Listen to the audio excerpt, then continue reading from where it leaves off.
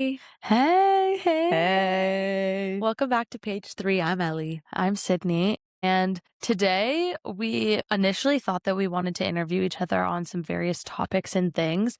But then I got a phone call this morning from my dear friend Claudia, who asked me a question about Ellie finding herself in different stories as somebody who's queer and like how she identifies with straight romance and what aspects she loves. Because if you haven't known, obviously, we talk about 1.5 million books on this podcast, but we have talked about plenty of straight romances, and we both are big fans of ACOTAR, which is obviously a predominantly straight romance, amongst other things. And so she was asking me about how Ellie felt about those and like how, I don't even really know how to get into it, but just about like how it's sometimes hard to identify with characters that you don't identify with, essentially, and how like obviously a lot of when Heated Rivalry came out, people were talking about how, you know, they'd never seen this side of romance before, and they weirdly had like gender envy over the fact that they wouldn't be able to experience this kind of love, but they also don't desire this kind of love. And just like it started a whole bunch of conversations. And so then our interview idea turned into, I have this question to ask Ellie, and I want her to take us down kind of a non-linear thought process of how deep or undeep it can be. Yeah, I think that's a really great way to put it. We kind of bounce all over the place. That's the nature of us in general. Nothing new here.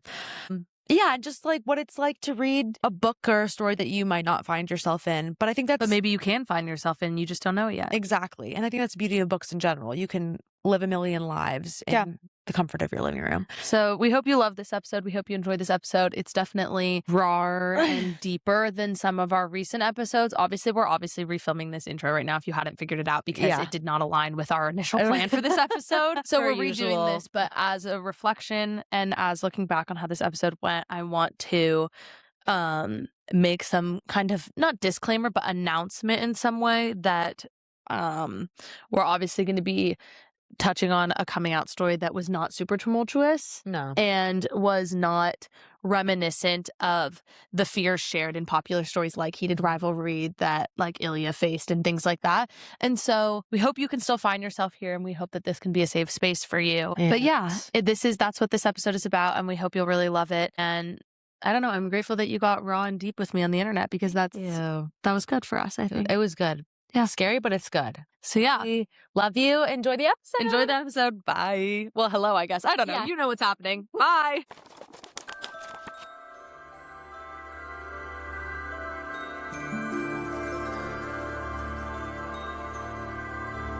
So basically, if you don't know, we've talked about this a few times before, is that Ellie, as a gay woman, read and still does read a lot of straight romance. And obviously, in the romance genre, it is predominantly heterosexual romance. Yeah. And so I was talking to my friend Claudia, and she referenced me. Hi, Shiloh. She referenced to me that she wants to know, and she was curious how Ellie felt about reading heterosexual romance and how she got into it so much, because some of the books that we love, like ACOTAR, and some of the books that Ellie feels so passionately about are straight romance. Yeah.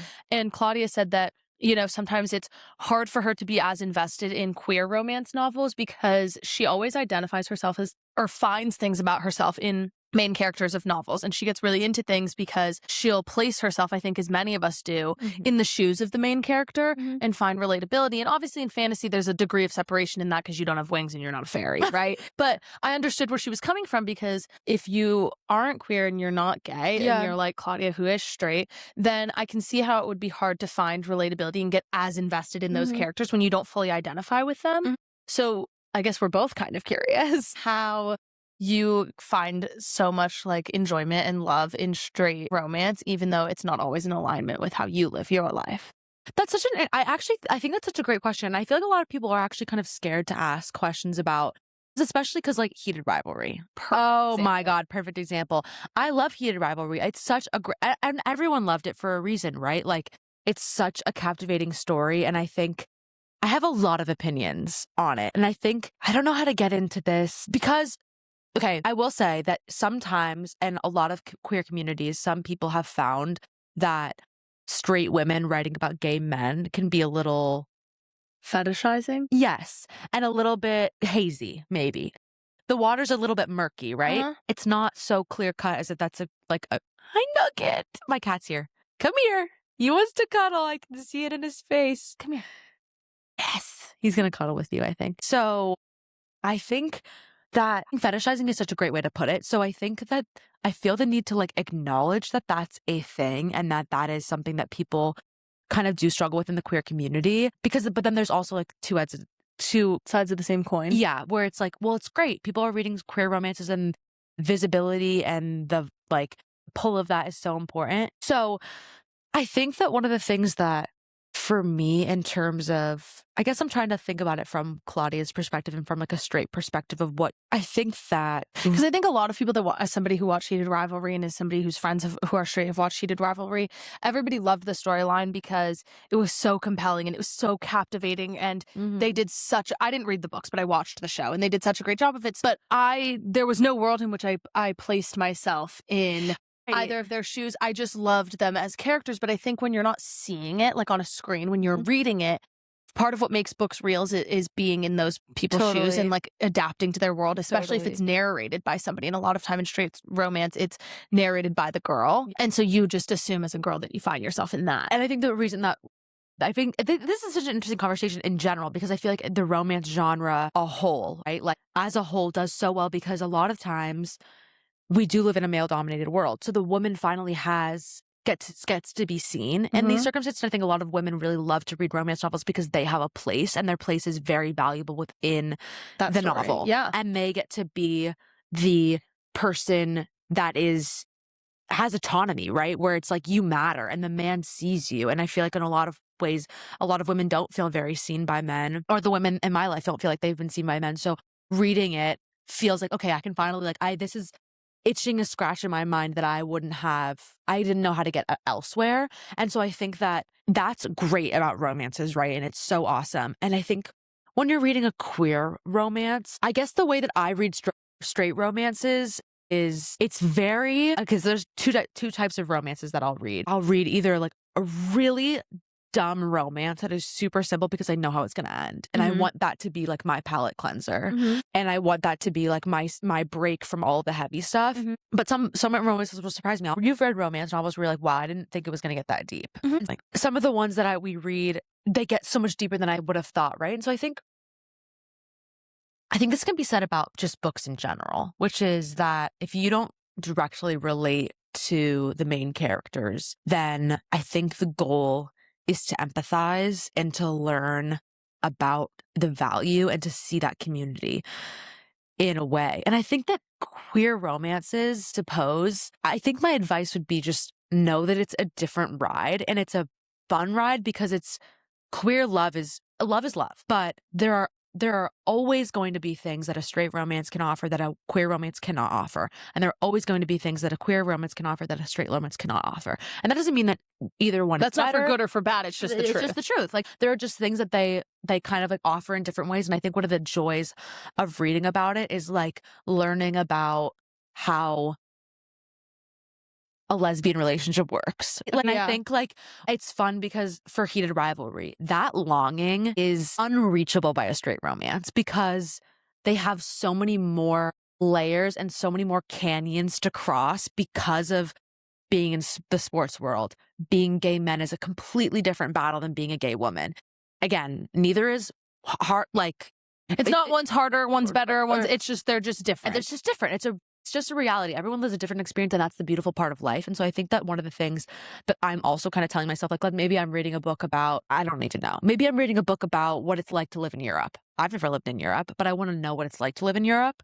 And I want to feel like I'm being transported there, right? And so I think that's one of the benefits of being in a romance. And you can see that the love comes off the page. And I think that wanting to relate to the main character is totally fair. Totally fair. But I think you can relate because it's you're still I think that the type of love, what you're reading for is the romance. Don't think about the person that you're thinking about. Can I ask a follow-up question? Yeah, I don't know if I'm giving the best advice for this. No, you are though. But my thing is that I can always find relation to the main character.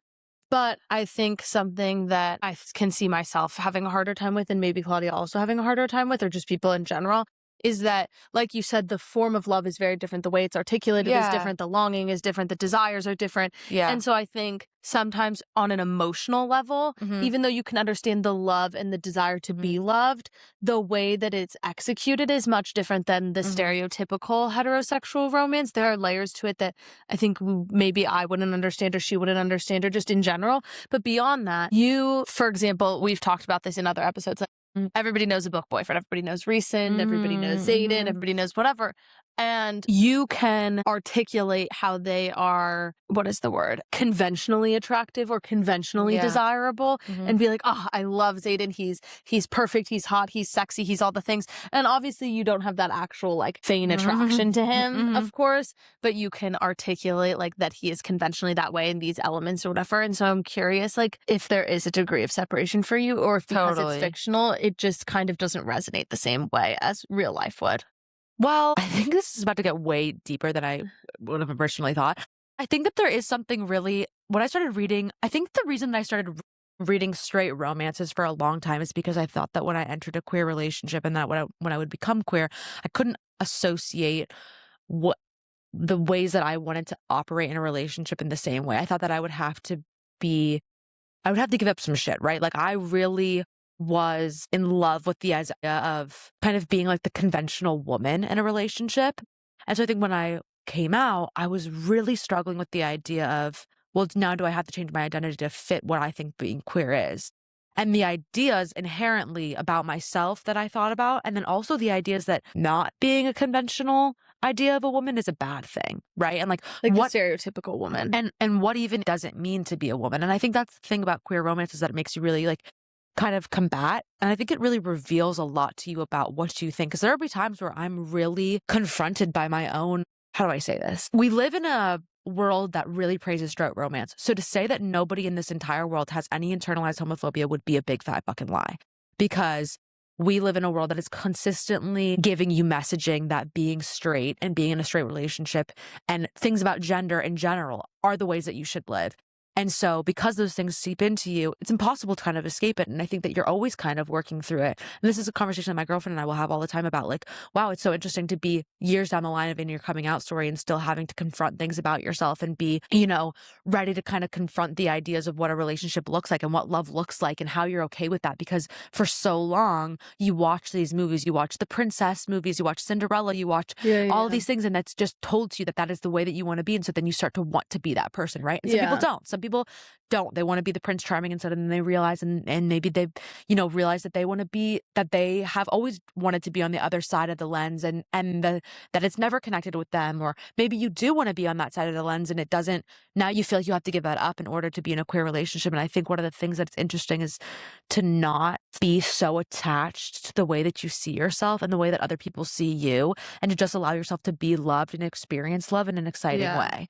And I think something that I've really always struggled with, and something that I still struggle with in relationships and queer romances, is I'll be like, no, I don't want to read like a like feminine woman and a feminine woman. Like I just don't want to read it because I don't identify with that at all, right? Like that's not my relationship, and that's not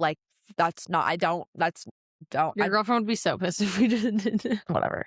Hi, baby. I love you. My girlfriend is feminine, but she also, I just don't think we really think about it in that dynamic. And I mean, it's besides the point. It's just like, that's something you don't desire to read because you don't feel related to it. But do you think it would be safe for me to say, tell me, you could be honest. Do you think it's safe for me to say, to summarize in this in one sentence, which is a crazy try, the initial reason you found so much enjoyment in straight romance is because you had the desire to be and felt like you were a stereotypical woman in a relationship, even if it wasn't a straight relationship, you identified with the way that women were articulated in straight romance. So initially your desire to read it was because you felt that way and you felt like you wouldn't find that somewhere else. And now you read it for the enjoyment of you've read them for so long and you just love them. And sometimes you just love a good romance and a good story that it's like, I'm living a queer romance. I can just read something else. I think this is kind of goes to a big, I agree with you. And I think this is going to reveal a lot more to me than I even probably wanted to reveal on the internet. Weirdly, this is like the equivalent to me of like putting a provocative photo of me like on the internet because it's like exposing my like inner truth, which is I think that I really did for a long time. I really loved and wanted to be like, okay, how do I say this? So in the stereotypical woman world, right? Like where women exist, there's a lot of beauty to be found. Like, okay, so if women live in this patriarchal society and a lot of the things that we're doing, makeup, clothing, skincare, all of these things to make ourselves beautiful for what? For the male gaze, right? It's kind of like what a lot of people have decided. So if doing my makeup is something that contributes to the male gaze, is that horrible? Yes. But can I find a lot of love for that nonetheless? Absolutely. And can I kind of reclaim that space and be like, no, I'm going to love being a woman for the ways that even men have created it. And I'm going to take it and I'm going to make it mine.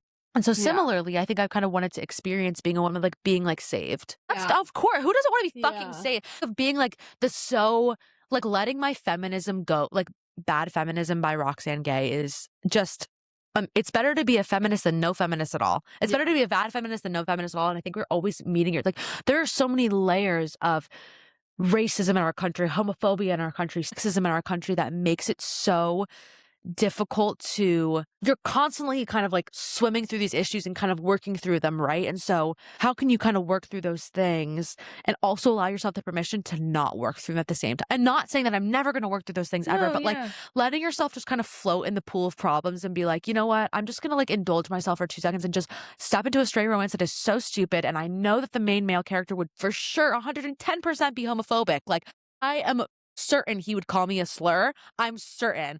And yet I'm just gonna like enjoy it because it's fucking mine. It's like, so I can't answer of why you would read a straight romance because I can't answer the question of why I would read a gay romance because that is inherently more heavy for a lot of reasons. Yes, but also I think sometimes it is that deep and it is like, you know, I'm floating in the pool of problems and I'm indulging myself. And sometimes it's not that deep. And sometimes it's really not. This is a straight romance and we don't know anything about these characters. And in real life, they don't exist. Yeah. And maybe they would be homophobic. Maybe they wouldn't. Yeah. Maybe they are just 2 characters in a fake world. And I just want to read them. And maybe it is or maybe it isn't that deep. And sometimes it can be and sometimes it isn't. And obviously there's problematic authors and there's non-problematic authors and it goes into a million other layers. But I think now I don't think you need to defend yourself as a person in the queer community for reading straight romance because I think you can read whatever you want. I think you can read and I don't think it makes you any less No, I don't think so either. Any less valid in your identity. It also doesn't make you like the same thing, the bad feminism and good feminism. I don't think it makes you a bad or a good feminist to read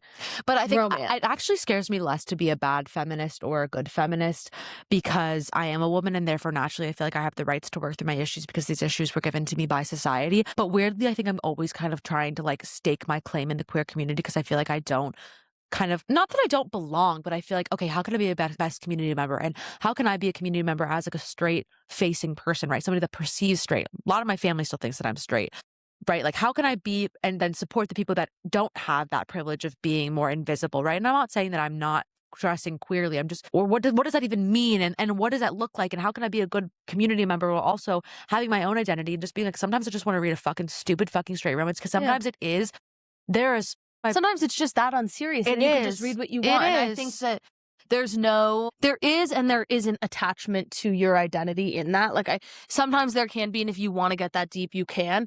But also other times it's, I love the story. I love the world it's in. I love the characters, and it's not deeper than that. It's not about me relating or not relating. It's not about me finding myself or not finding myself. It's, I love this character. I love this world. I want to be in it. End of story. Yeah, exactly. And I want to experience this journey. And I think it's the same way. Sorry, didn't mean to cut you off. I think it's the same way that me loving heated rivalry or my straight friends loving heated rivalry could be examined further, but it also could just be, we think they're attractive. I think it's so fun to watch. I loved the way it was produced. End of story. Right. You know, sometimes it can be that deep. And I think one of the things that I've always kind of said is, you know, I'm sure some queer scholar can probably tear apart my identity and my gender and my perception of gender and all of these different things and what gender is. And I think I really want to make it clear that I'm always trying to be the best community member that I can, face my own biases of what does it look like to be queer? What does it look like to be a woman? What does it look like to be in a female relationship? What does it look like to be a lesbian?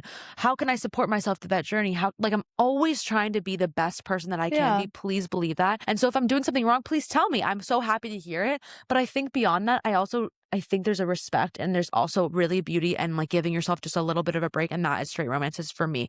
Did I answer Claudia's question at all? No. But I also think that at the end of the day, like, I really do like agree with everything you said and how deep you got and how truthful and honest you were. And I think that there's a lot of value in that. But I also think when it comes to art and life in general, at the end of the day, you are the only person you have and it is only your life. And literally not one singular other person has to live as you. Not one singular other person on this planet has to live as you. And so you don't have to justify any decision you make in life to somebody else. And obviously this comes with stipulations, so just take it as the environment that we're saying it in. Like, we don't need to pick and pull this apart of like, well, there's some stipulations because you can't live as a murderer and you can't. Let's just take it at face value really quickly. If you want to read what you want to read, there's most of the time, and I would argue that a lot of the time, it doesn't have to be justified in any other way, and it doesn't have to tie necessarily back to your identity. There are specific stories, sure. There are specific narratives, sure.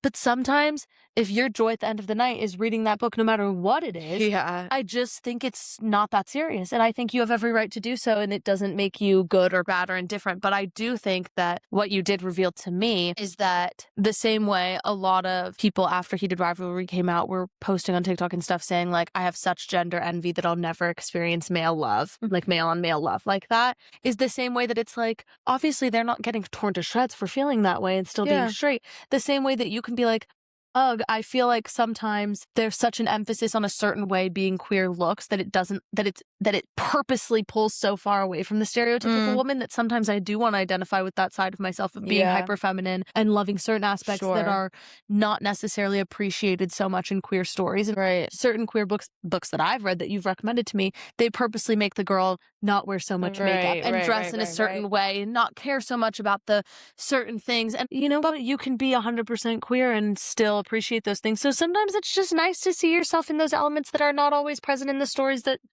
relate to you the most. No, 100%. But I also think something that I also think, and I'm going to totally out myself here. I, for the longest time, would not read a lesbian romance. I just didn't. Oh, this is going to sound so horrible. I just didn't want to because I was like, I live this every day. I love my relationship with my girlfriend. I love being gay. If I could go back in the womb and determine my sexuality, which you can't, it's not a choice, but if I could, I would choose to be a lesbian 10 times over because I love it. I love it. I love it. I love it. But I think when I wanted to escape, I didn't really want to. But you don't want to escape in the world you live in, or it's not an escape anymore. Well, yeah. And then but beyond that, I think I thought that lesbian romances would be, no, okay, let me say this.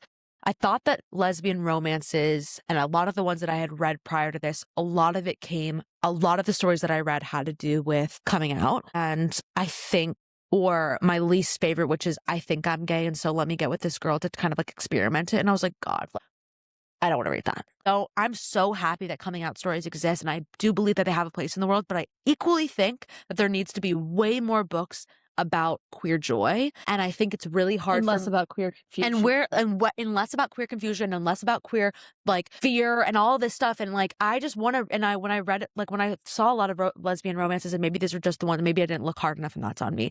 But a lot of the ones where I was like, this is so heavy. Like I just want. Can I live in an idyllic world where everyone's gay? I actually think that you saying that has brought me to a very important point. Is that because the idea of being queer and coming out as queer and having a quote-unquote non-typical life trajectory and relationship has been presented to society as a horrible thing. But not even horrible, like, yes, but more so that it has been presented as these are all of the obstacles you will have to face to feel normal joy and love. I think sometimes you want to read a romance of any nature, of any sexuality, that is just point blank. We found each other. Our trials and tribulations are as stupid as miscommunication. And we end up happy. And I think for all intents and purposes, I understand that the message is important to articulate how difficult it can be to come out queer and the dangers of coming out queer and the things that people face. But because that is such It's maybe an overemphasized thing. Is that okay like for me to say? Front-facing story. Yes, because the front-facing story is we see how difficult it is. We don't want to make it out to be that it's so simple, and we don't want to do you a disservice by acting like it's this easy. Let's overemphasize how hard it can be so you know we see you.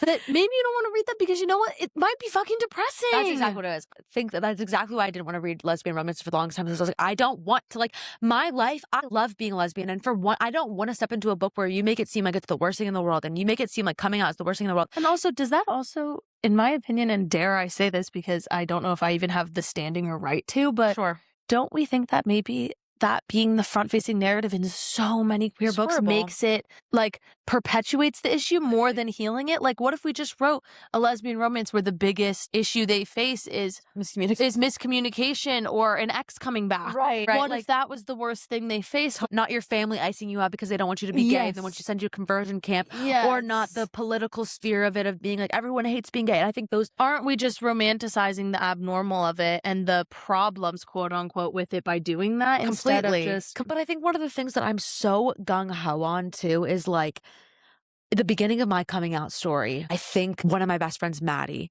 who I adore deeply, she was coming out at the same time. She came out before I did. And she is the reason that, not that I know that I'm gay, but she's one of the reasons that I feel so comfortable being queer, because I had an incredible group of friends around me who'd made being queer and made being gay such an exciting thing. Like the question, because I was like kind of juggling back and forth, as a lot of people do, between like, okay, am I bisexual? Am I a lesbian?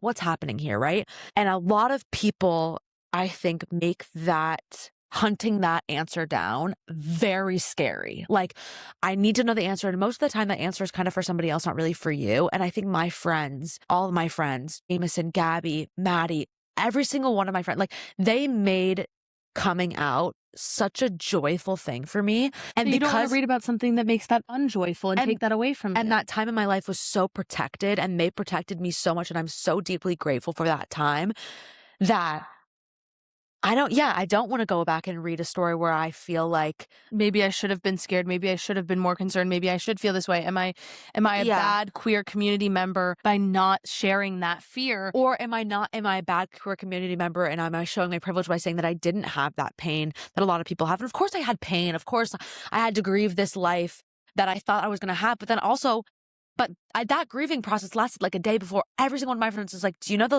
this is how amazing your life is going to be because you are gay. You would not have these different opportunities. You would not have the depth of these relationships, because at the end of the day, love is love, yes. But there are so many things that I think that queer relationships and queer love offers you that people do not know. Connection. Like, my girlfriend and I, we get to go to the bathroom together. That sounds like the dumbest thing ever. It's so fun. I get to go, we get to do I get to do her hair, and I get to do her makeup, and it's like just this shared experience and this shared. You get to share womanhood together. Exactly. Which is very unique. And it's so unique, and I love it. And I don't want to hear about the bad things. And now I've found lesbian romances and lesbian authors who really know how to prop that experience up and make it as beautiful as it is. And I love that. And I can't wait. I have like 3 sitting here underneath the camera that's holding up the camera right now. I can't wait to read them. I think that I have now found a place where I know why that is. And I think I was so hesitant, and I felt like a bad lesbian for the longest time because I just wanted to read a straight romance, because I just wanted to step into the love story without the trauma, maybe? Not without the trauma. And I knew there was going to be trauma, because every romance is like, you're without the trauma that you felt forced on you. Exactly. Yeah. And so I think that was kind of what I wanted from that. That's very long-winded.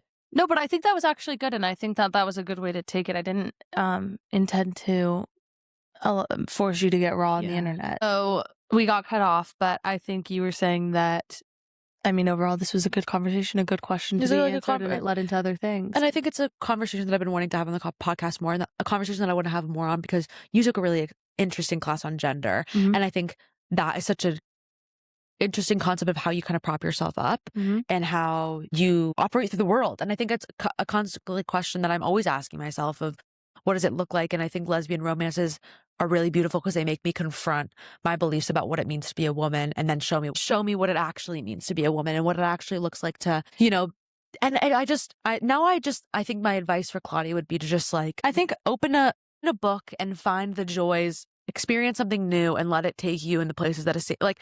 But I also think that there is one of the biggest things I gleaned from our conversation just now is that you, no matter what community you're in, no matter how you identify, you can find relation to anybody. And you can relate to the hyper feminine, idealized woman in straight romances, but you can also relate to the love side of things in queer romances, where maybe I would relate to different aspects from both of those stories, but it doesn't take or negate the value of either, that you still can step into the shoes of the main character, and you might not understand everything, but you can always find yourself in somebody in that way. Totally. And I think also allowing yourself, it's very similar to last episode we talked about how like a bookseller can kind of hold your hand and walk you to like a new genre and make you feel like it's less daunting because it might be something that you actually really will enjoy. Mhm. I think similarly, lesbian romances have taught me that I can embrace the more masculine sides of myself and to be like, okay, so these are the things that I like, and just embracing both sides of who I am and not allowing what society has told me how I need to show up into a relationship be the way that I need to show up into a relationship, and allowing myself to show up the ways that I want to and the ways that I wasn't expecting, but the ways that I love nonetheless. So that is all the joy. It's amazing to be queer. If you are new in your coming out story and I get to be one of the first people that is here for you, I'm so thankful. And beyond that, being gay fucking rocks.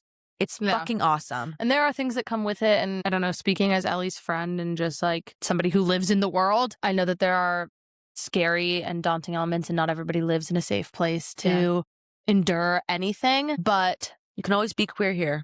And yes, and at the bare minimum, just know that like you're not the only person that's scared. And if you are not safe, I hope that you can feel safe here with us. And if you are safe and you're still scared, your life is not over. You are not like, it is really, You'll be all right. There are really scary and deadly things that could happen in this world. And I hope that you being who you are is not one of them. Yeah. I think that's a really super important thing to say. Additionally, if you feel like you can't be queer in your reality right now, like in your life, I think queer romances could be a really safe place to go because they allow you to experience the joys of being queer, because there are many out there. I just didn't find a lot of them, but now there are way more because of Heated Rivalry, because of all these amazing people, because of all these amazing artists. You just gotta find them, and then you could experience being queer until you can find a safer place to be yourself. So we're gonna go into Book of the Month, and yeah, peace and love. See you at Book of the Month. Hey, it's Book of the Month time. One of our favorite times. It's like our palate cleanser at the end of the day, at the end of a video. And so in this week, in case you're new here, we do Book of the Month every month and May. This is the first Wednesday in May. We release podcast episodes every Wednesday, and we are reading The Correspondent by Virginia Evans. And Sid and I have been waiting to read this book for quite some time, and we knew we wanted to make it Book of the Month because we just thought it would be like really different than everything else that we've kind of done, because it's told completely in letters, which is super unique. I think it's called like epistolary if it's all in letters.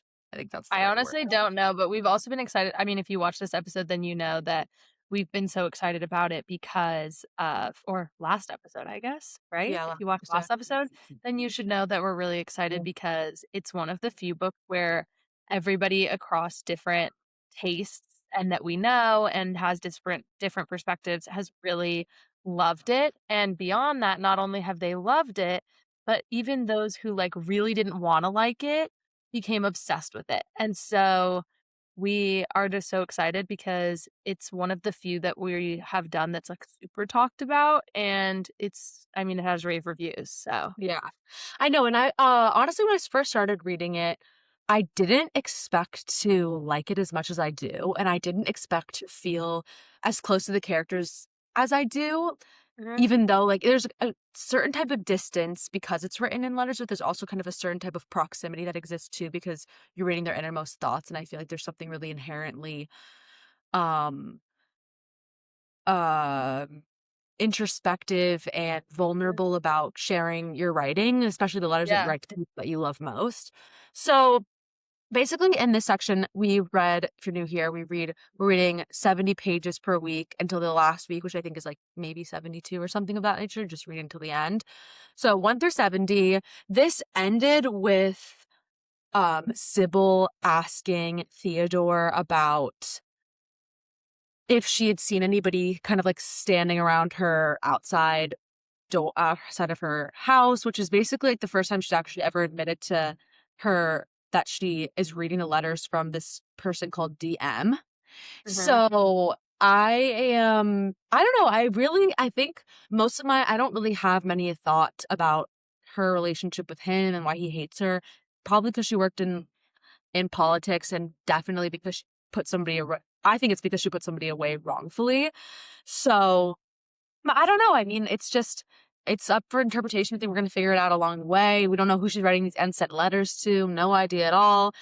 And I think that it's really interesting to kind of move back. I am really just intrigued by Sybil as a character. She is in my opinion, kind of unlikable, but because she's just, like, Okay. seems a little bit, like, abrasive maybe to me, and, Yeah. like, she's definitely a strong career woman, and she has a lot of opinions, and I love that she has, like, this correspondence with this her, like, garden club about Yeah. moving the garden club to a different location, and that's a big rah-rah, you know, and it's just Yeah. really interesting because I was just visiting my grandparents, and I think my grandma's the same age as Sybil, and it's just interesting. I just feel like it's interesting to follow a character that's much older than I am, Yeah. and all See, of these I worldly things that she's experienced. I think, like, my perspective on the whole letters thing is that it's, like, the closest you're gonna get to a diary. And books in general, I feel like a lot of part of figuring out the characters in the books is if they are, like, an unreliable narrator or not, especially if it's in, like, first person, right? That would be first person, yeah. Especially if it's in first person, like, I read Beautiful Ugly by Alice Feeney, and, like, literally the entire time, the narrator's lying to you and you don't even know it. And so I think the benefit of having the letters is that I feel like it is a more vulnerable narrator. Like, they might not be exposing all their secrets in said letters, they might not be being super honest, but, like, it's something that is being, like, hypothetically in this world, like, put on paper and sent out, and so there has to be some truth or realism or clues in there as to, like, who this character is as a person. So I feel Yeah. like I kind of like that because when I read Beautiful Ugly and the narrator was unreliable, I was spun on my head a little bit by that, and I kind of Yeah. like predictability, and so Yeah. not that there's anything to predict in this story at the moment, but just, like, I like that it gives a very well-rounded picture of, like, this person's character. Totally. Well, but also because she talks to so many different types of people. She talks to her neighbor, she talks to which I love Theodore. Theodore's his neighbor, and he And is then you get to just see all of her personalities through that, like, yeah, who she's talking to, how she interacts with them, like, oh, does she act to this person different and write to this person different? And you kind exactly. of get, like, a more well-rounded picture, whereas, like, if it's in first person, I feel like the character doesn't always indicate, like, "Oh, when I talk to this person, this is the tone I use," and, like, Yeah, exactly, yeah, and the way that she's more willing to give certain knowledge to some people and not knowledge to other people, Yeah. like, she's going blind and she only tells some people that, which is so interesting to me, and not telling other people about it, and, you know, Then you're just like, you see who she's close with and, like, right, how and you she's close with them and and, like and you also get to see the people that write letters to her, which I think is really interesting because yeah, you're not only reading the letters that she's sending out, but the letters that are being sent to her, totally. and that's so interesting too of, like, people that are curious about her life, reporters that are curious about her life, and she just seems like an intriguing woman. It's a really I feel as if I am a researcher, and I'm, like, Mhm, going through like, I have to write, like, a memoir on this woman, and mhm, all we have is, like, the letters that she wrote, right? And how do you yeah, piece together a person in that nature, and how do you kind of parse through it? And I like that this spans a lot of years too, because I feel like that's, yeah, like and I like her reluctance of, email, and I like her reluctance of, just I really appreciate it, her life story, being adopted. There's yeah, so much to her character. She's such a robust character, and so much that we figure out through her and the questions that she's grappling with, and she goes on this big, long kind of, like, diatribe. I think that's the right word. Well, we're gonna find out. About that life is not a season. Like, life is 1 year of your time, and so when you're a kid, you live in spring. When you're a adult, you're in summer. When you're older, you're in fall, and then when you're, like, aging, you're in winter, and I was just like her beauty of her writing is really great too. So, I love yeah, this book. I'm really excited to keep reading it. yeah. I don't know, I'm excited to see how, like, how much you learn about the relationships between people Yeah. through the letters because it's so like, this is a perfect example of show don't tell actually in a book, I think. Yeah, it's a Because really interesting way. literally yeah. This is like Yeah, a very show don't tell because there's not really a way for said narrator, like, even if that's in existence really, to tell you because like, in a lot of books, it'll be like the situation will happen, some interaction between some person, then whether it's first, second, or third person, you'll get an explanation of what that action made them feel, how, and yeah, why, and this, like, you're kind of forming those on your own. totally, totally. So, yeah, I don't know, I'm very excited, and I hope that we feel the same way about it that everybody else has, and that we too. have some opinions or insights to give you guys that are not the ones that everybody who's also read it is giving, because that's Yeah. we try to do that. Or Also everyone's written I would have never picked it up if it wasn't for Book of the Month, but I'm loving it totally, nonetheless. So I'm excited to keep totally. reading it. Read pages 71 to I can do math 141. There you go. Yeah. Yeah, um, baby. for our next section, and we Yeah. love you. Thank you for joining us in this chapter. We'll see you in the next chapter. Bye. Yeah. Peace, love, and pixie dust. Love you guys.